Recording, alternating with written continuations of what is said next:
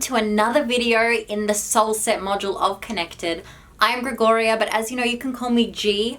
I am so excited to dive into this topic. Again, it's one of my favorite topics that I teach. It's one of the first things I teach all of my clients because it allows you to understand life. It allows you to understand the messages that you are receiving from the universe. And it is, of course, intuitive guidance and our own divinity. Okay, so as you know, and I've mentioned in the past, you don't need to believe in God. When I say God, I'm referring to God, universe, angels, source energy, infinite intelligence, whatever your truth is. But today I'm going to use the terminology of God. Now, when I use that terminology, you don't get wet by the word water, okay? So don't take it to heart, don't take it personally. Replace the word with whatever feels good to you. But I'm going to explain divinity from the perspective of God, and I'm also going to explain divinity from the perspective of energy. So either way, whatever end of the spectrum you're at, you'll be able to resonate with this message, okay? So do I believe that God is divine?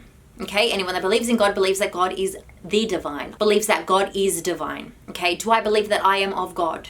Absolutely, I believe that I am of God. God created me. I am God's creation. I am of God. Now, again, for me, God is a synonym for love. So I am of love, and to love I shall return. I am of God, and to God I shall return. Okay? So if I believe in the divinity of God, and I believe that I am of God, then I believe in my own divinity. Do I believe that everything is of God? Everything is of that infinite intelligence, of that source energy? Absolutely, I do. I believe that everything is. So therefore, if I believe in the divinity of God and I believe the divinity of me because I am of God, then I also have to simultaneously believe in the divinity of all people, places, and experiences. So nothing happens by accident. Nothing happens unintentionally. Nothing happens coincidentally. It is all synchronistic. It is all divine. Every moment is divine, and every moment encompasses God. Because if God is omnipresent, if God is everywhere and everything at all times, and I believe in God's divinity, then I believe that everything at all times, everywhere is of the divine. Okay, so even when I interpret something as negative, even when I interpret something as not working out for me, I need to shift my perspective and see where God exists there, see where love exists within that moment, because God is there. God is everywhere. Okay, so that's the divinity perspective when it comes to I am of God. If you don't believe in God, or if you don't believe in source energy, if you don't believe in that divine presence, and you only believe in science and you believe in the energy perspective, the thing is about energy is what we do know about energy, this is proven by scientists, is that energy can never be destroyed, it can only ever be transferred. So therefore, whatever the cosmic energy is, whatever that energy that was, always will be, okay? So it was always there. And I can't tell you how it all began. That's not where we're at, and nor do you need to know that, okay? That's not relevant for the purposes of this video. We can talk about that because once I did a 4-hour meditation during a cacao ceremony where I absolutely was able to answer that question from the divine. God sent me that information, so if you're totally into the woo-woo stuff, message me and we can definitely talk about that. But for now, it's not important. But what you do need to know is that the energy that was is the energy that always will be. It's only ever transferred. So therefore, it is one energy source. Okay, so I may be here and you may be there, and yet we are the same energetic frequency. We are of the same energy source. It's just transferred. And as I pass from this physical flesh, to the beyond, the energy of me doesn't die. Okay, the physical matter may, okay, material, what's matter does, but it's just transferred to somewhere else, to something else, or back to the original source energy. Okay, remember how I talked about last time? It's literally like that expansion of energy, and it looks like empty space, but it's still one collective. So that also proves that there is no favoritism when it comes to energy, when it comes to divinity. What one person has, everyone can have. There is no specialty. There is no he was born into it, or he just got lucky, or she just met the right people, or I was born in the wrong time and space. You were born exactly when you were supposed to be born in this time and space, because your soul chose to come through right now in this moment, to be here present, to be watching these videos, to be engaging with us in this content, to be taking this in right now. You are ready right now for this. You weren't ready a week ago. You weren't ready a month ago, a year ago, 10 years ago. You are ready right now in this divine moment.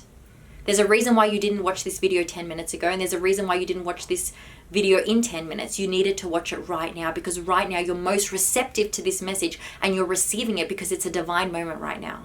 And I talk a lot about the collective because it is one collective pool. And the best way, if again I'm using a metaphor to describe it, is that a wave is an individualization of the ocean. Just as a wave is an individualization of the ocean, I am an individualization of God, of source energy, of energy, as are you. But as one wave moves, the entire ocean moves. As one wave shifts, the entire ocean shifts with it.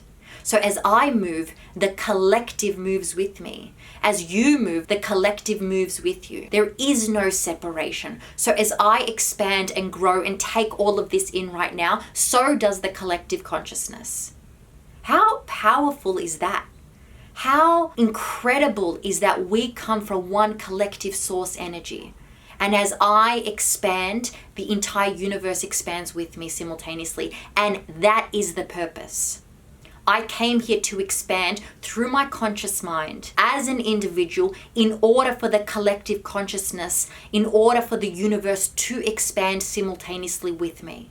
The other thing about the collective consciousness is that every thought ever thought, every idea, every memory, every visualization, everything is part of the collective consciousness, part of the collective pool. So really, I can't call any thought of mine original because it comes from the collective consciousness. I don't know if it was there before or whether it was a new spark of energy. I don't know whether it was an interpretation for someone else. There's this old, I don't know where it comes from. I don't know if it's a Chinese proverb. I don't know, it's some sort of saying that says, God feeds you ideas. Okay? And he really just wants it to be released into the physical 3-dimensional plane.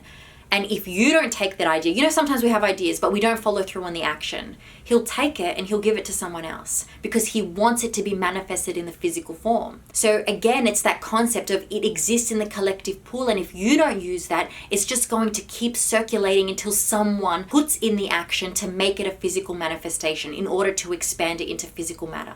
Okay, because it's part of that collective consciousness. So that's a little bit about divinity, okay? So now how do we use that information? How do we use the knowledge that I am of the divine and now tap into our own intuitive nudges? How do we receive guidance from that collective energy, from the divine source energy that is God, that is energy, that is whatever your truth is? How do we tap into that knowing that I am more that than I am physical? I'm 95% that and I'm only 5% physical matter. And this physical matter is temporary.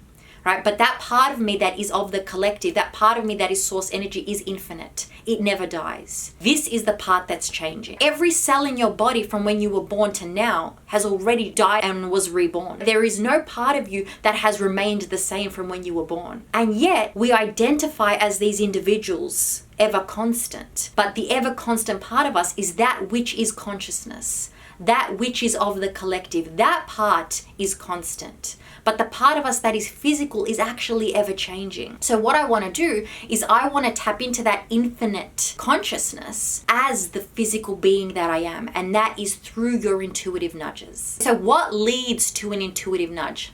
Alignment. Alignment. And alignment means being in harmony with the song of the universe. In simple terms, when you're happy, when you're joyous, when you feel a sense of incredible love, when you feel a sense of incredible gratitude. Okay, that is when you are most receptive to the messages that are being transmitted to you. Now, like I talked about in last video, it's like the radio frequencies. All the frequencies are being emitted at all times. We're just not receptive to them because we're not a vibrational match to that frequency. In order to be a vibrational match to the messages of the universe, we need to be in alignment with it. We need to match that frequency. Okay, and you do that through surrendering, hushing the monkey mind. Not allowing doubt, fear, ego to take over and just surrendering the thoughts and allowing what truly is our nature. What is the song of the universe to come through us in an intuitive way? It's that gut feeling and it's trusting that gut feeling.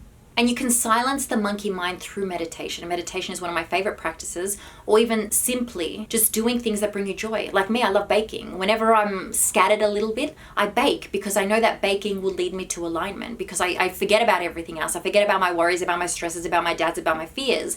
And I just come into a place of present moment.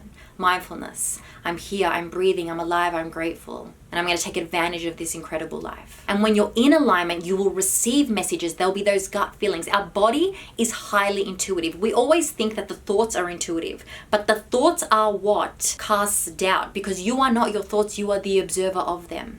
Okay, and the way you can understand it best is through the body, through the vessel. That's why we have this flesh, right? In order for us to process and understand what is of the divine and what is of the ego. So sometimes you get that feeling, just something doesn't feel right. You know, you may go on a date and he's a great guy on paper, he's a great guy in person, and really you can't fault him, and yet you just get that gut feeling that something's not right.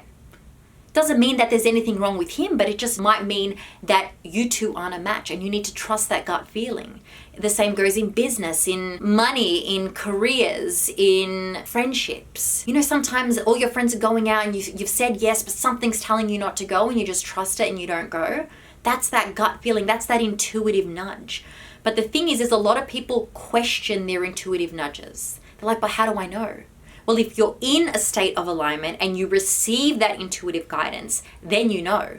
If you're overthinking, if you're stressed, if you're anxious, and then you receive all of this information, that's ego, that's doubt, that's not in alignment, that's not of the divine. Okay, that is ego. That is not an intuitive nudge. But when you're in a place of peace and surrender, and there is nothing else distracting you, and you receive that gut feeling, you need to be able to trust that. Now, what I want you to do is I want you to remove the veil.